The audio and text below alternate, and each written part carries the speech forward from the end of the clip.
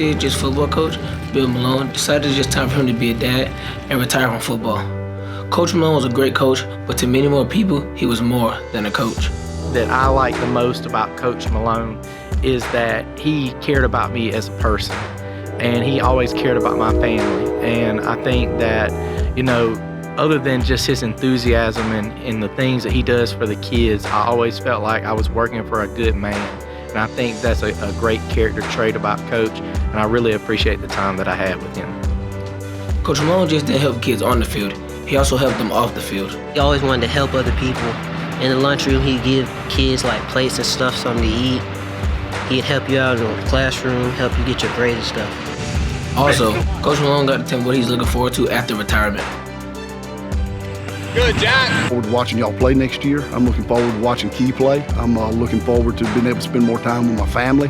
I'm looking forward to what the next chapter of Morgan County football is going to look like. Malone was a very passionate guy and very dedicated to the game.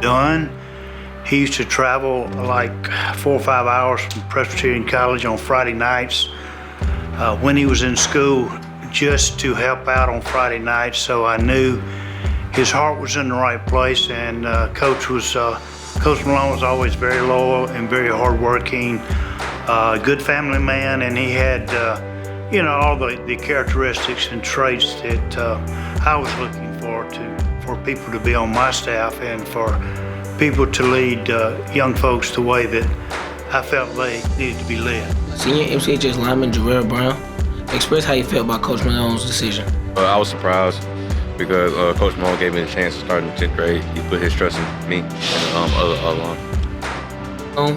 And he got to tell him some things that he'll miss about high school football. What I'll miss the most is kids like you.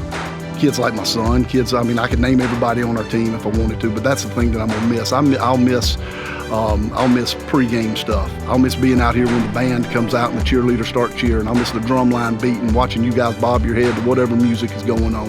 Of course, I'll be able to see that from the stands, but I won't be able to see the intensity before a game, and the happiness after a game in the locker room. That's what I'm gonna be missing.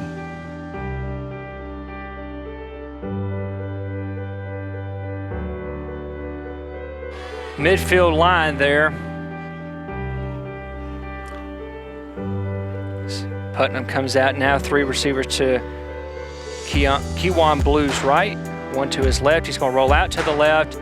He's going to lob it in the middle of the field, and it is intercepted by Elijah Reynolds there. Many people consider Coach Malone Burgall off the field, but also on the field. I think that one thing that makes Coach Malone different is that he likes to take risk. I remember a lot of times in games he would like to kick onside kicks, or he'd be like, what do you think about a fake punt here? He would like to take a lot of different risks like that. And I think that another thing that makes him different is that he really he enjoys going out and camping, going out to the outdoors and having some folks out. And so sometimes while he was your boss, he had a good ability of making you feel like, hey, he's a friend too.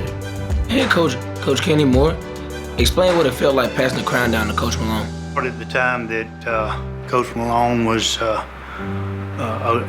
really good one to pass it on to. He'd been with me since the inception of his coaching career right at Presbyterian College, and so I thought it was a good time to pass it on, and he was ready.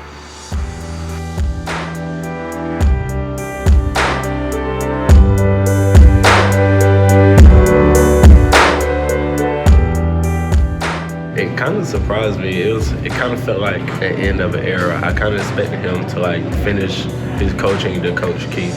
Announced he retired, my first reaction was I was pretty surprised, but at the same time I could understand why he would retire. He's been doing it for such a long time, and he wanted to watch Keith and the other seniors that he's been tight with his whole life play as a dad rather than a coach.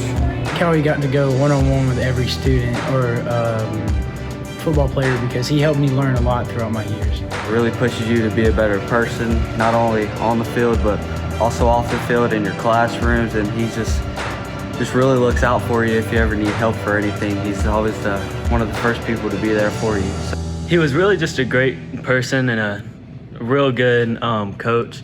he went out of his way to just help everybody and just did as great of a job as he could. You know, he was just a good man, and he was easy to talk to, and if you needed something, he would always help you out. And you know, he teaches us the importance of how to be a man and how to be a good football player. So